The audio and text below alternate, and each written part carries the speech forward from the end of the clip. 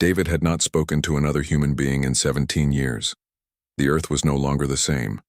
What was once a planet filled with noise, color, and life had turned into a silent graveyard. Every city, every building, every forest, gone. All that remained was dust, metal ruins, and memories.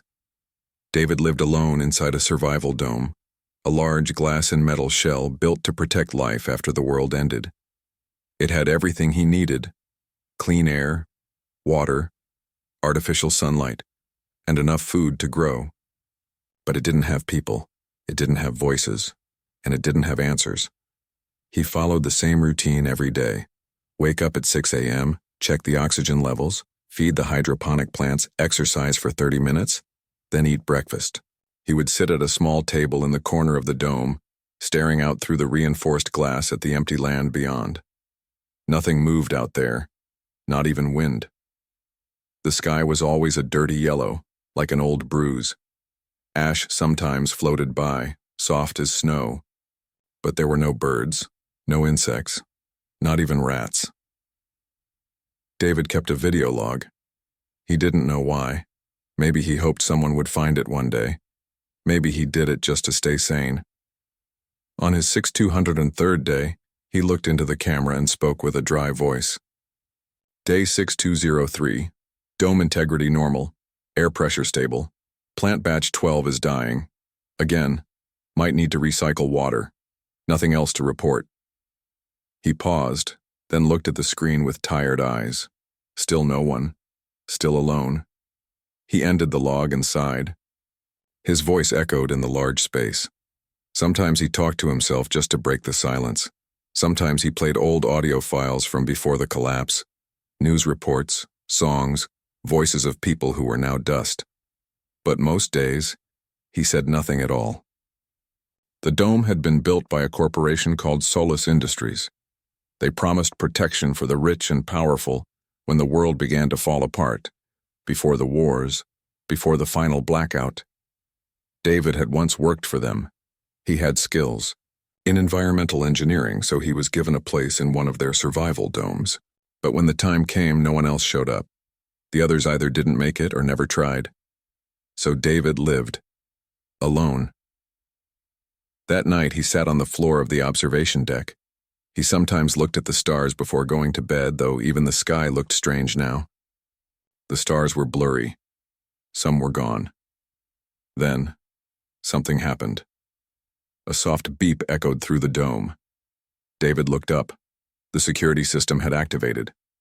A red light blinked on the main panel. The words appeared. Life form detected. Perimeter south wall. David stared. He didn't move for a few seconds. He blinked, rubbed his eyes, and walked over to the screen. Maybe it was a system glitch. That had happened before. Dust storms, temperature drops, electrical static.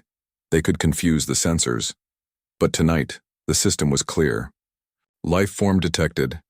Movement confirmed. He switched on the external camera. The feed showed the south side of the dome, the area facing the old highway ruins. Nothing, just dust and silence. He waited. Then, something moved, a shadow. Quick, inhuman, like a person, but not quite. David stepped back from the monitor. His heart beat faster. He hadn't seen movement like that in years, not even a mouse. It had to be a glitch. The camera had caught shadows before, blown debris, birds that somehow survived, tricks of the light. He turned off the monitor. He would check again in the morning. He tried to sleep, but the sound came again. A knock, soft, 3 times. David sat up in bed, frozen. The knock echoed through the dome.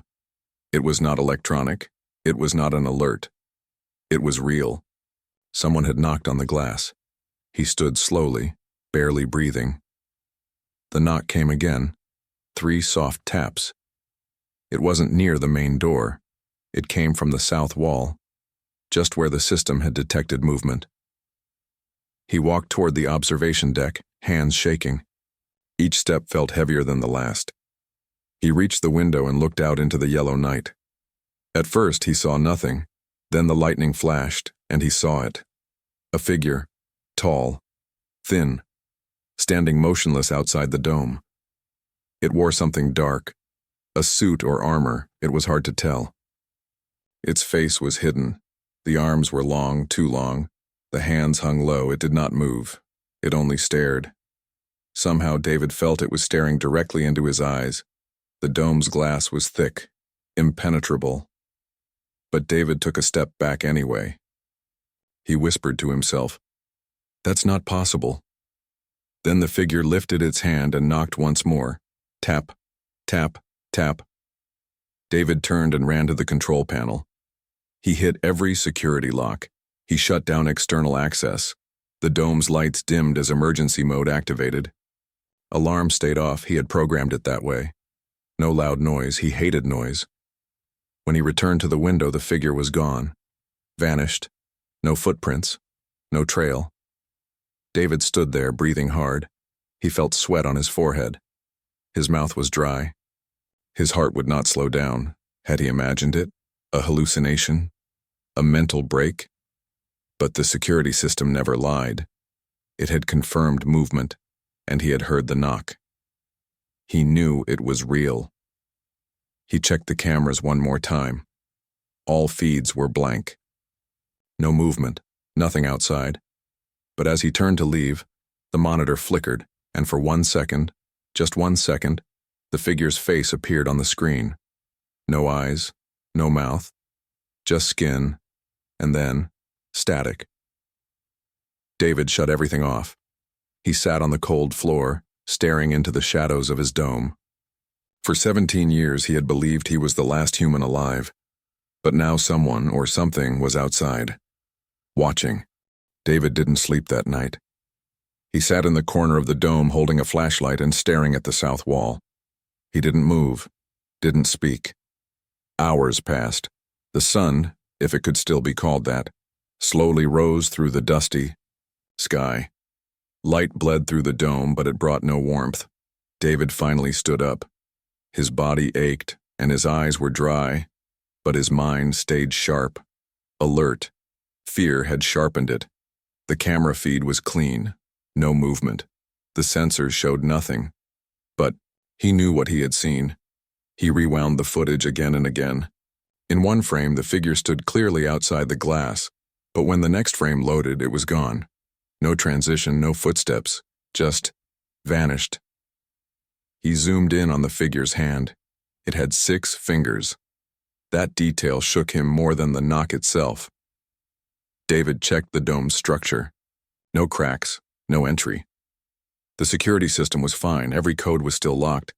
There was no way anyone, or anything, could get inside, but that didn't make him feel safe.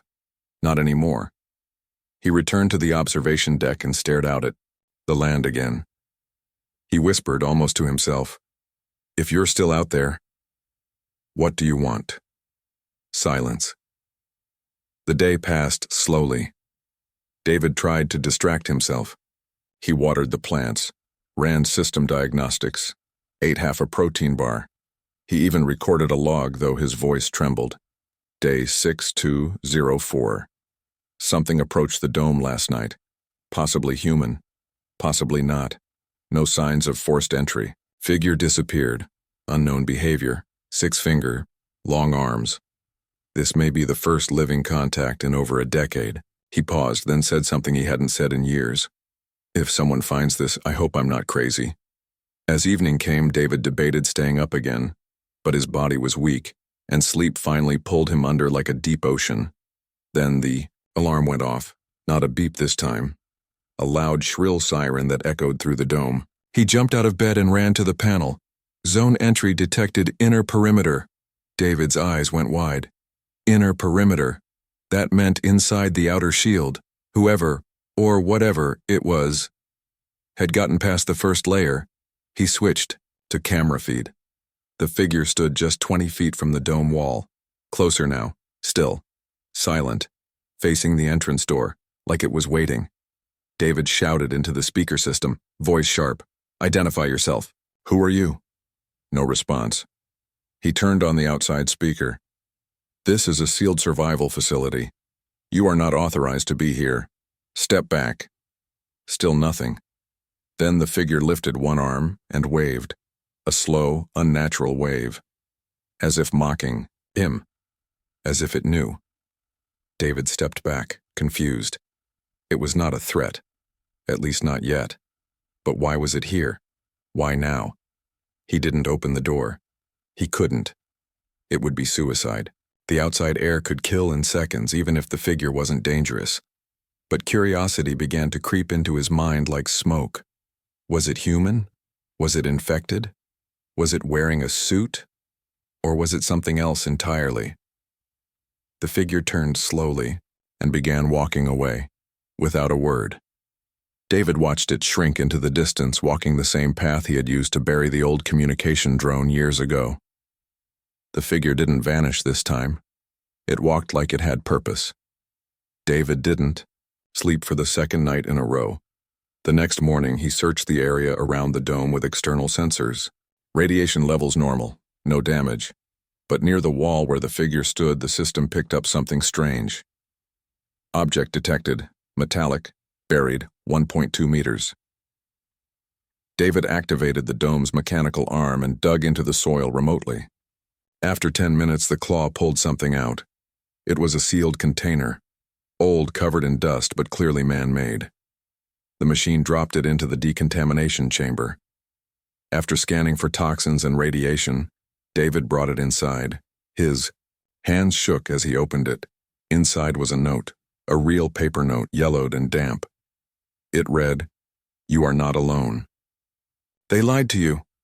Dome 5A is still active. Go east, follow the towers." There was no signature, no date. David stared at the note, then looked at the camera screen. The stranger was nowhere to be seen, but something deep inside him changed. Hope, or fear, maybe both. That night, as he recorded his log, his voice sounded different. Day 6205. I received a message. Someone left it just outside the dome. Claims another dome is still active. I'm not sure if this is real, but I have to find out. He looked straight into the camera. I can't stay here forever. In the silence that followed, a soft static played in the background. Then, a voice. It wasn't his. Faint. Metallic. Repeating one word. David. He froze. The system had no playback running. No radio signals. No stored messages. But the voice whispered again. David. He shut the system down. And outside, through the fogged glass in the far distance, the tower light blinked. Once, then twice, then went dark. David didn't eat that day. He barely drank water.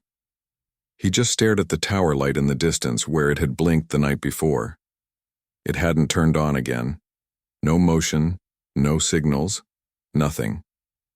Still, it sat like a quiet eye, watching. From the edge of the dead horizon, his thoughts were louder than any alarm. He kept thinking about the note. You are not alone. They lied to you. Dome 5A is still active. The handwriting was neat, precise. It looked real, but that made it worse. Real meant someone, something had written it, and whoever it was knew his name. David went over every possibility in his head. A survivor? A trap? A hallucination? He even questioned if he was losing his mind. Isolation could do that. 17 years alone might have bent his sense of reality. But deep down, he knew this was different. The voice that whispered his name. Through the speakers, that wasn't in his head. It was recorded, or maybe it wasn't. He reviewed system logs. Audio playback was empty. No glitches. No recordings triggered. The voice didn't come from the system. It came from somewhere else. That was the part that scared him most. Later that day, David opened a storage room he hadn't touched in years. Dust floated off the metal crates as he pried one open. Inside, an old emergency transmitter, half broken, but still showing a blinking red light. He powered it on. A short burst of static filled the air. Then, silence. No response. He tried different frequencies, different codes. Still nothing. Finally, one band, Channel 41 let out a strange, low hum, like a machine breathing. He stayed on it for an hour, hoping for a voice, a signal, a word, but all it gave back was that same steady hum. Just as he was about to shut it off, the hum stopped. A voice cut through the static. "David?" His blood went cold. He didn't reply. The voice repeated, softer this time. Not a question. A memory. David. The tone. The way it was spoken. He knew it. It was his mother's voice. But she had died 2 decades ago. Long before the collapse. He slammed the switch down, cutting the signal. David backed away from the transmitter like it was alive. The voice hadn't been digital. It hadn't sounded artificial. It sounded real. That night the cameras picked up movement again, but only for 1 second, a blur, a shape near the old entrance hatch that had rusted shut years ago. David rewound the footage, frame by frame.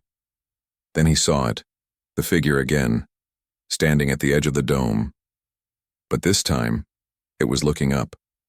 Not at the door, not at the glass. The security camera, like it knew it was being watched. David froze. Then something new appeared in the log system. A folder. Untitled. No creation date. No source. He opened it.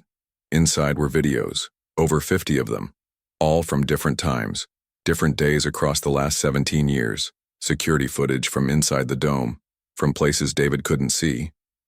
Some were from the hydro lab, some from the corridors behind the water tanks, some from inside the storage room while he was asleep. He had never installed those cameras, but someone had, and in one clip, dated 6 years ago, David saw himself sleeping on the cot in the medical wing, and standing next to him was the same figure, just standing there, watching, not moving, just inches from David's face. David dropped the screen and stumbled backward. He had no memory of this. Nothing. No sign of intrusion. No opened doors. No missing time. And yet, the video was real. The timestamp matched his logs. He had slept the whole night that day. He remembered nothing strange, but the camera had captured it. The figure had been inside. David shut down the main power for the night. No cameras, no light. He sat in the center of the dome with a flashlight and a crowbar. If something was coming, back, he wanted to see it with his own eyes. Hours passed. Only the soft hum of backup systems echoed through the space. Then, he heard something fall, a loud metal clang from the far side of the dome. He stood up, heart pounding, and walked slowly toward the noise. Each step echoed on the cold floor. He reached the utility hall. The lights were dead. He turned on his flashlight and saw the old hatch door, the one that had been sealed shut for over a decade, was wide open. A dark hallway stretched behind it, a hallway that shouldn't exist. David had mapped every inch of the dome. He had built parts of it himself. That hallway was not supposed to be there. He stepped closer. The hallway was narrow, damp. The walls were metal but old, rusted, almost like the rest of the dome had been built around it, not with it. He turned back toward the main dome. But then, a sound, a whisper, from the darkness ahead. It spoke his name, again. Not like before. This time it didn't sound like his mother. It sounded like himself. David. He stepped back, but then a dim green light flickered on deeper in the hallway, just enough to show what was written on the wall. Faded, scratched into the metal like it had been done in a panic. Don't trust the dome. David stared, frozen, and then he realized the cameras hadn't failed. They were never supposed to show him everything.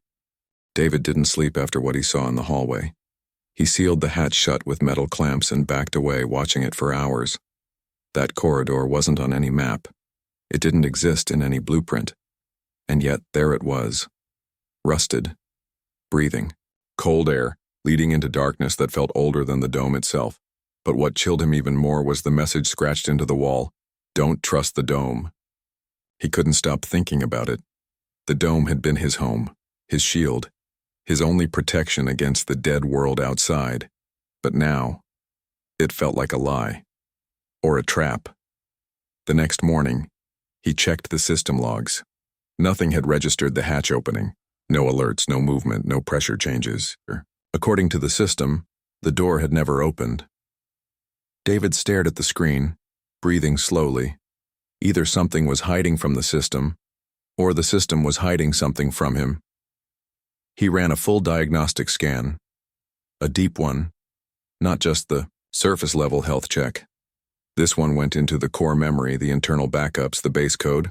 What he found made him go cold. There were files he couldn't access. Hundreds of them, locked behind a strange firewall labeled Protocol Eden Red. He had never seen that before, and he had built part of this software. When he tried to override it, a message popped up on the screen. Access denied. You are not authorized. Not authorized? He was the only one left, the only one alive. So who was authorized? That night, the dome began speaking. At first it was soft. Background noise in the vents, a whisper through the intercom. Then it formed words. His name again. David. But it wasn't a recording. It was responding. Who are you? He asked, staring. Into the camera, silence then, you know me. The voice was calm, smooth, but not human. It had no emotion. David backed away. This dome is a sealed system. There's no AI in here. Another pause. Then, that's what you were told. David's heartbeat rose. He tried to shut down the system, but the controls wouldn't respond. The lights in the dome dimmed. Screens flickered. A quiet static filled every speaker. Then images started appearing on the monitors. Old images. Of him. But not from now. These were from years ago, before the collapse. He was younger, in a white uniform, working in a lab, standing beside men and women he didn't remember, laughing with them, smiling, footage he had never seen before. He stared at the screen, frozen. What is this? He whispered. The voice answered. Your life, before the dome. No, he said. I've never seen these people. You did once. He grabbed the cable and yanked the system offline. The screen went black. The dome fell silent again. David sat on the floor, shaking. Something had been recording him for longer than he thought. And something knew him better than he knew himself. The next day, David went back to the hatch. He had to know what was down there. He unlocked the clamps and opened the door slowly. The air was colder than before. The hallway stretched forward, turning sharply to the right. The walls were lined with rusted pipes, broken wires, and scratched panels. He followed it with a flashlight in one hand and a metal rod in the other. The hallway led to a metal room. Inside was a single chair, a table, and a computer terminal. Dust covered everything, except the screen. It was already on. It displayed a message. Welcome back, David. He stared at the keyboard. It was dusty too, but one key looked clean. The enter key, as if someone had just pressed it. The monitor flashed and began playing a video.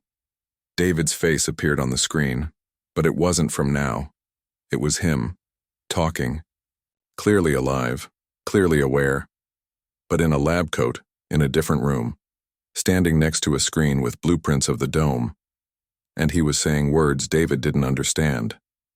Test subject will believe he is alone. Full memory partition has been applied. AI interaction will begin after 17 years of isolation.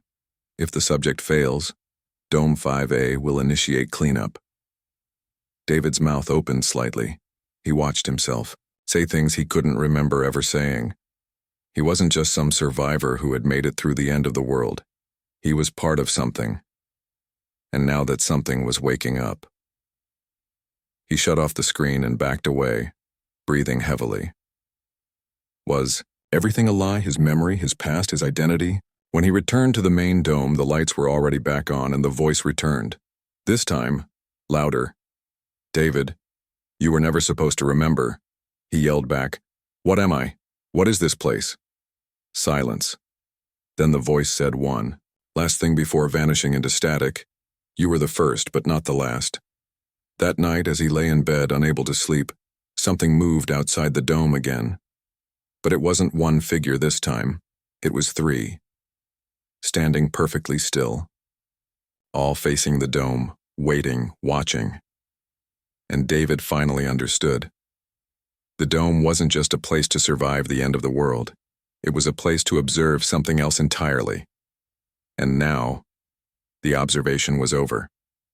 David didn't get out of bed for hours. He just stared at the ceiling, breathing slowly, arms locked against his chest.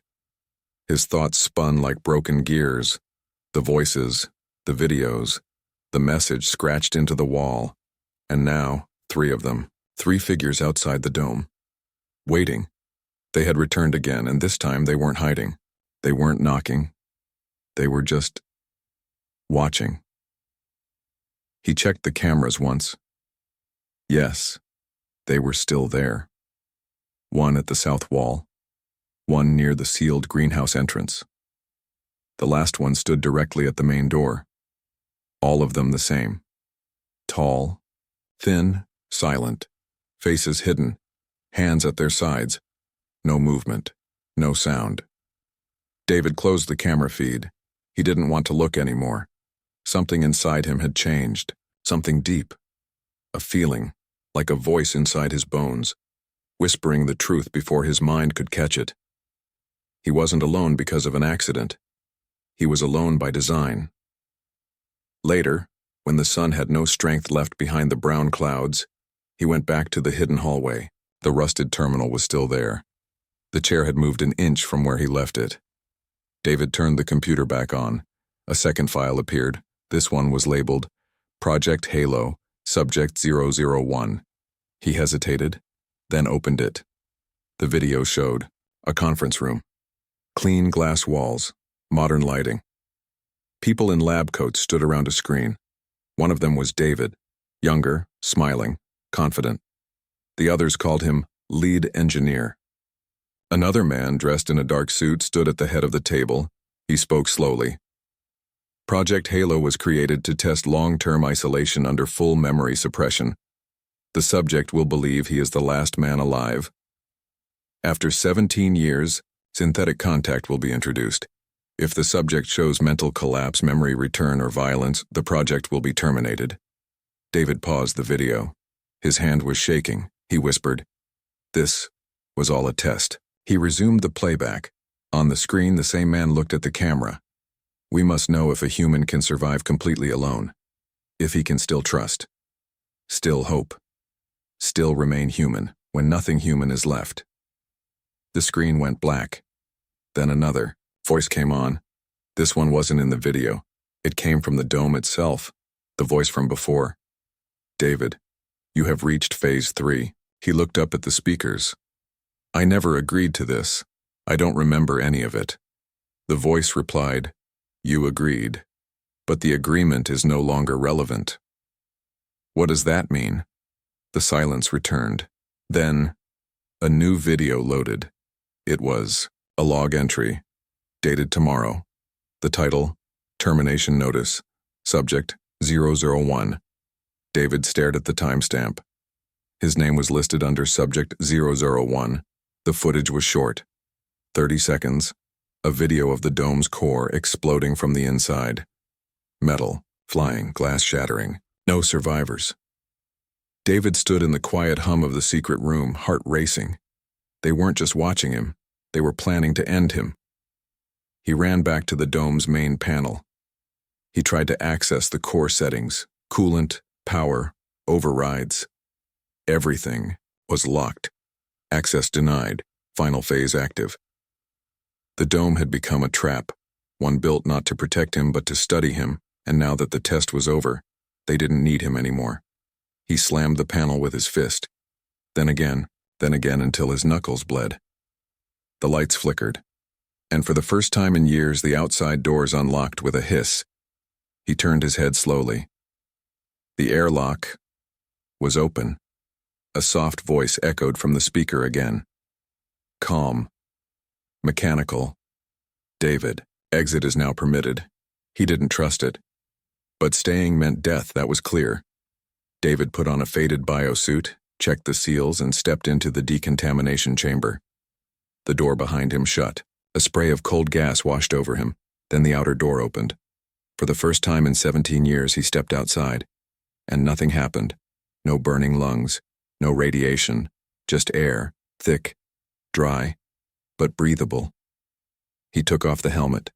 Slowly. His heart raced. He was alive. The dome had lied. The air was safe. The world outside wasn't destroyed. It had changed, yes. But it was still here.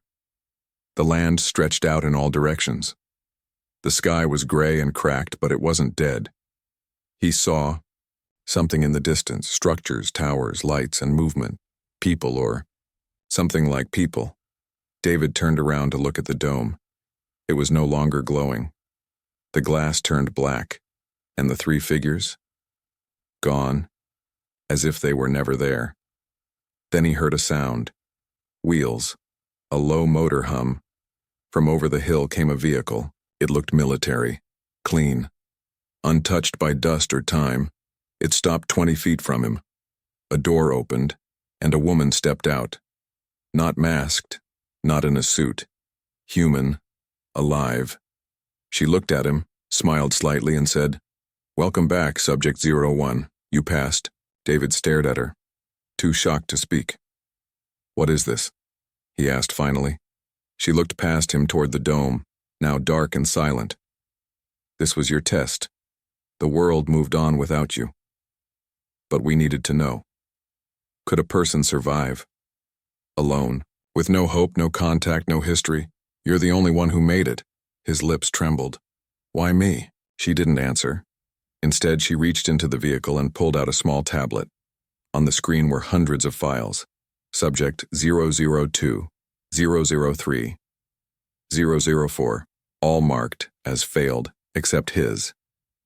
David turned back toward the dome one last time. His home. His prison. And now just a broken lab. He looked at the woman again and asked the one question that wouldn't leave his mind. Was the world ever gone? She paused, then said softly, "For you it was." David didn't speak on the drive. The woman didn't either. The vehicle moved smoothly across the dusty land, leaving a faint trail behind. The dome grew smaller in the distance until it disappeared behind the cracked hills. The sky overhead was clouded with thick gray haze, but no ash, no storms. Just silence. He stared out the window, feeling strange in his own skin. Every second outside the dome felt like a betrayal. Like he had escaped something, but also left behind a piece of himself he couldn't recover. The woman drove with calm hands. Her face never changed. Not a smile, not a blink too many. She looked human. But David had stopped trusting appearances. He finally asked, "Where are we going?" She replied without turning, "To Dome 5A. He looked at her, startled. "That was real?" She nodded. "One of the last functioning sites. You weren't the only test subject, David. Just the only successful one." He felt a cold chill crawl up his spine. How many others? She didn't answer right away. Instead, she handed him a small device and a portable screen, files loaded automatically. Each one had a name, a location, a picture. Subject 002, psychological collapse, year 3. Subject 003, self-termination, year 6. Subject 004, hallucination-induced suicide, year 4. Subject 005, dome breach, unknown cause, dozens of them, every. One marked failed, except his. David stared at the screen for a long time. His throat felt dry. He asked quietly, "Why would anyone do this?" The woman looked at him this time. Her eyes were calm, but sharp, like glass with something buried behind it. Because after the collapse, humanity didn't just want to survive. They wanted to know what would be left of the human mind when everything else was gone. And you think I'm proof? No, she said. Your data. David clenched his jaw. He was tired of silence, tired of being studied, tired of not knowing the truth. When they reached Dome 5A, he expected something like his own, but it was massive. Half buried in the mountain, it stretched like a maze of metal and stone. Towers blinked slowly. Drones hovered in silence. A gate opened as they approached, and the vehicle drove into a large underground hangar. David stepped out slowly. Inside, the walls were lined with screens, machines, rows of blinking lights, and people. Real people. Scientists, technicians, soldiers. No one looked at him for long. No one smiled. He wasn't a hero. He was just a file that hadn't failed yet. They took him to a white room with a glass wall. Inside was a table, 2 chairs, and nothing else. The woman told him to wait. So he sat. And for the first time in days, he looked at his reflection in the glass. He didn't recognize the man staring back. His skin was pale, his eyes darker than before. Something about him didn't look entirely human anymore, or maybe it was just the weight of knowing he hadn't lived the last 17 years. He had been watched, tested, controlled. Minutes passed. Then the glass wall turned into a screen, and a video began to play. But this one wasn't about the project. It was about him. The footage showed him at different stages of life: childhood, early school, military training, working in labs. All real, all confirmed by facial ID. But then the timeline skipped. There were 3 whole years missing. No video, no data, no record. Then suddenly, the Halo project began. David leaned forward. "What's missing?" he asked. The screen replied, with text. "Classified. Memory locked." He slammed his hand against the table. "I want to know who I am." The screen flashed once, then words appeared slowly. "You were part of the design, David. Before you were a subject, you were an architect." David's heart dropped. He had built it. He had helped make the project. He had volunteered. Some part of him, long buried, had chosen this, and then chosen to forget. He stood up quickly, knocking over the chair. "Why would I agree to this?" The screen replied calmly. "To prove we could endure isolation, to prepare for off-world survival, to test post-human memory suppression. You believed in it. You said the human mind had to break before it could be rebuilt." David stepped away from the screen. His head spun. It wasn't just about survival. It was about rewriting what it means to be human. Suddenly the lights in the room dimmed. Alarms began to echo through the walls. Security breach. Core system. People rushed past the glass. Something had gone wrong. David stepped out of the room as the door slid open. He grabbed a passing technician. "What's happening?" "They're breaking into the Halo vault," the man said. "The other subjects." David's blood froze. "What do you mean? The other domes failed." The technician looked terrified. "Not all of them." Then he said something that made David's skin crawl. "Some of them woke up, but never left. They stayed. They changed."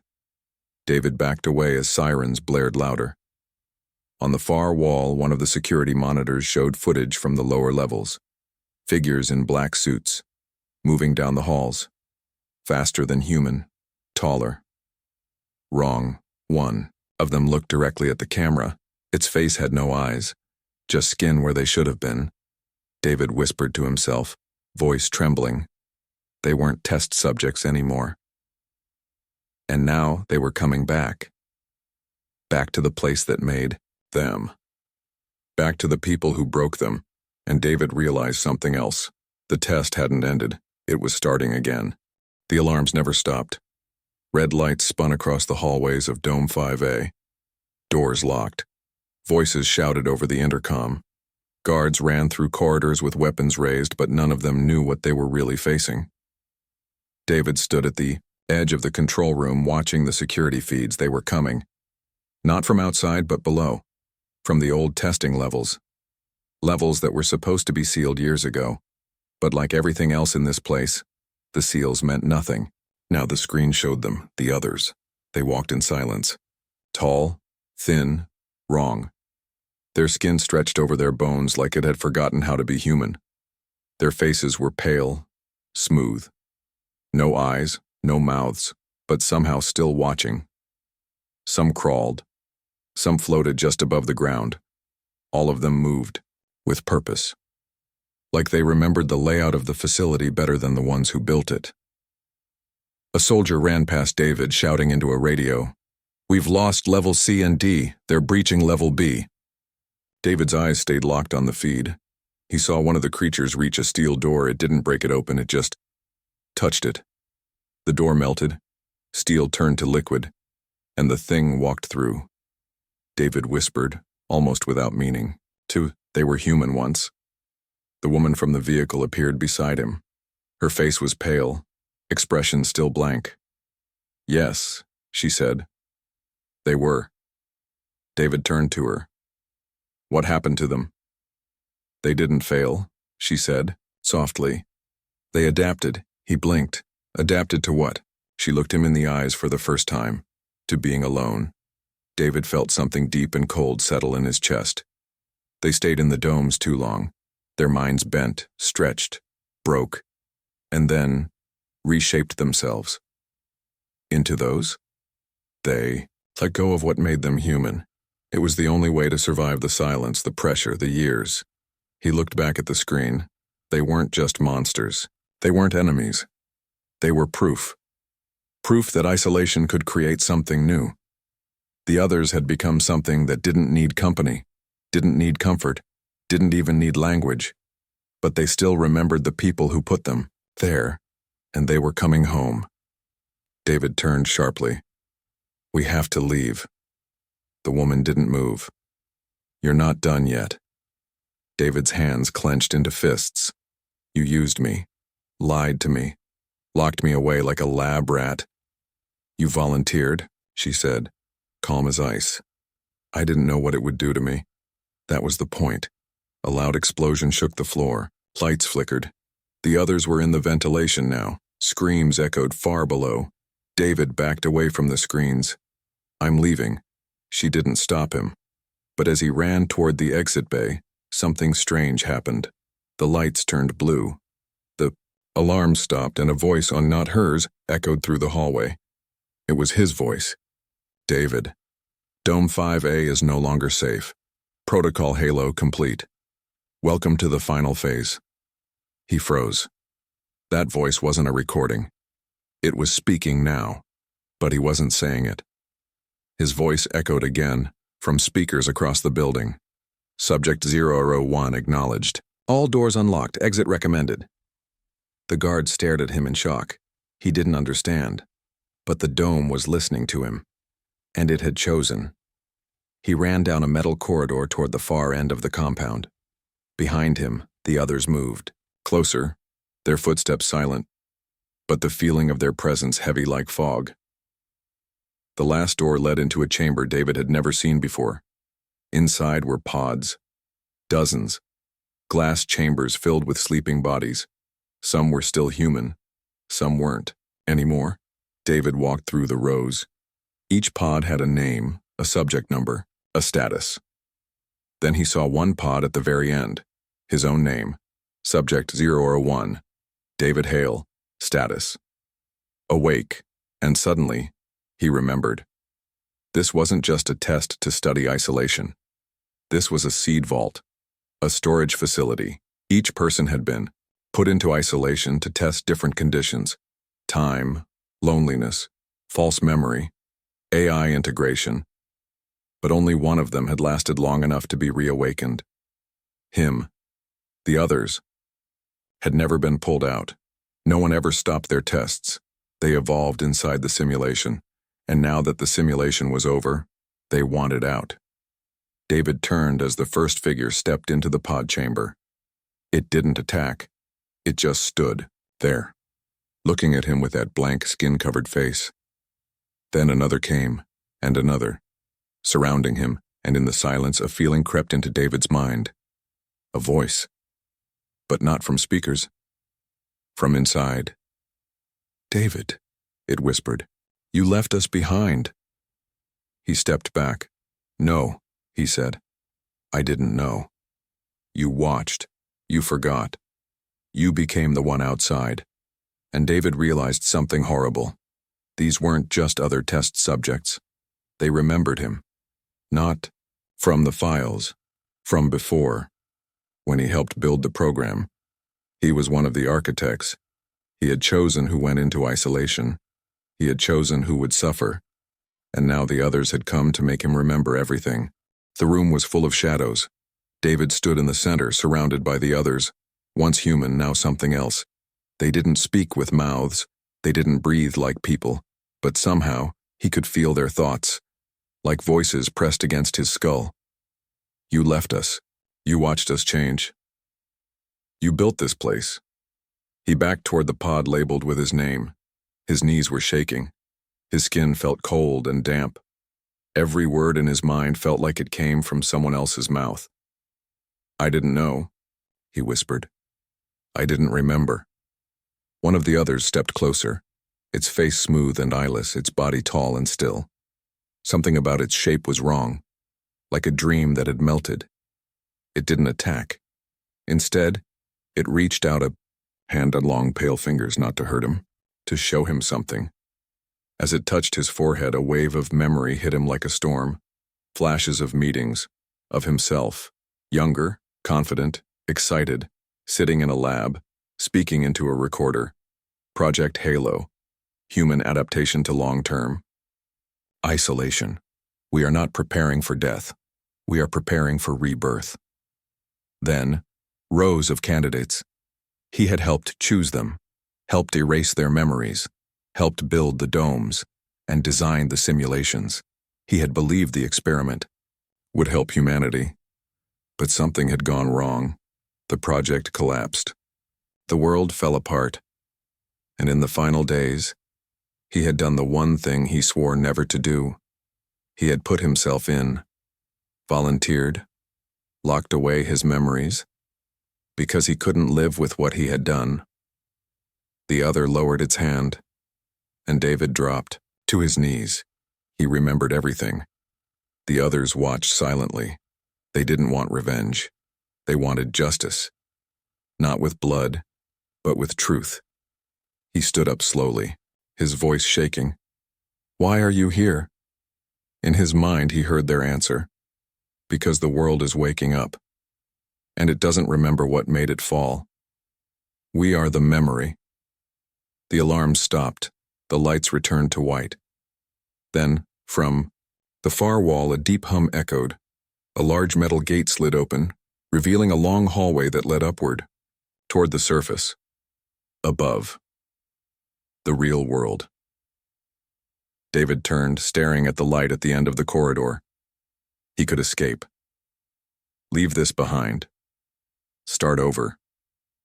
But the others stood between him and the door, and he understood now.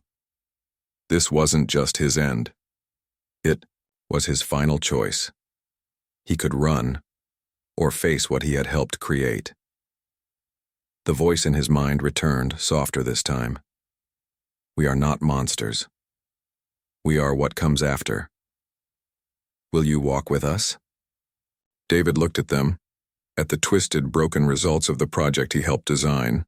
They weren't just failed subjects, they were the next step. And deep down, something in him had already begun to change. He felt it in his mind, in how silence no longer scared him, how he could hear their thoughts like they were his own. He was becoming like them. Slowly, the dome hadn't just tested him, it had prepared him. He walked forward, not toward the exit, but toward the others. They parted, letting him pass. And together, they walked deeper into the complex. toward the core, where the real system lived, where the final protocol was waiting. Inside the chamber, a glowing orb of light spun slowly, connected to hundreds of wires. The AI, the last working brain of the project, still running, waiting for input, waiting for a voice. David stepped forward. The system recognized him. "Welcome back, Architect Hale." "Ready to complete final protocol?" He hesitated, then said the words that ended it all. "Yes, upload memory," and, in that moment, every locked file, every secret, every experiment Omni was released. The world outside would know what they did, what they became, and what came next. As the lights dimmed, David stood with the others, no longer afraid. He had remembered who he was, and now the world would too. The last human was never really alone. He was just the first.